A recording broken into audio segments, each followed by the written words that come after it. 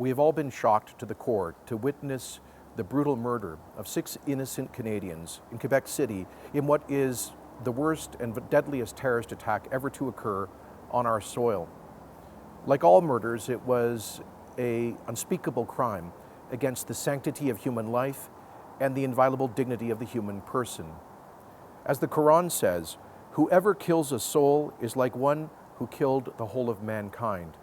And as the Jewish Talmud says, he who destroys a life is as if he destroyed an entire universe. But this attack was more than that. Each of those who were murdered and those who were wounded were men of faith. Each had chosen Canada as a land of opportunity and of freedom. And the killer was moved by hatred. He sought out peaceful Muslims, shooting them in the back while they were worshiping their God in a sacred place of worship. And in so doing, he attacked the first right enumerated in our Charter of Rights and Freedoms, the freedom of religion. From its beginning, Canada has been a place of refuge, a haven for those persecuted because of their faith, because of their religion.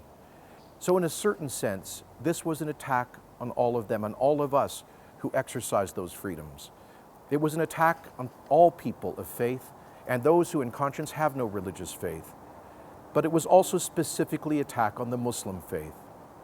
So at this time of great sorrow and anxiety for Canadian Muslims, I hope that all of us will find some small way to express a gesture of solidarity, of kinship, of friendship and support for our Muslim neighbors and fellow citizens.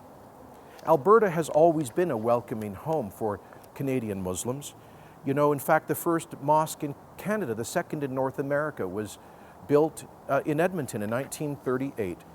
The Al Rashid Mosque that was built by Canadians who came to northern Alberta as fur traders from Lebanon's Bekaa Valley.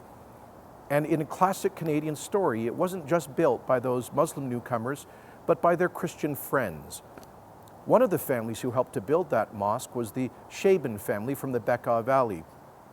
Their son Larry went on to become the first Muslim elected to public office in Canada and to serve as a minister in the provincial cabinet of Progressive Conservative Premier Peter Lougheed. Alberta was also home for the first Muslim Canadian Member of Parliament, my friend Rahim Jaffer, who I helped to get elected back in 1997. And Alberta is home to the first Muslim mayor of a major Canadian city, Naheed Nenshi. Alberta has always been a place where Muslims can be fully Canadian, but also fully true to their faith. So in light of this week's terrorism, motivated by hatred and prejudice, let us all find ways to embrace our Muslim friends and all people of faith to ensure that this continues to be a place of freedom and security for generations to come. And for those whose lives were taken this week as martyrs for their faith, I offer this prayer. Eternal rest grant unto them, O Lord, and may light perpetual shine upon them.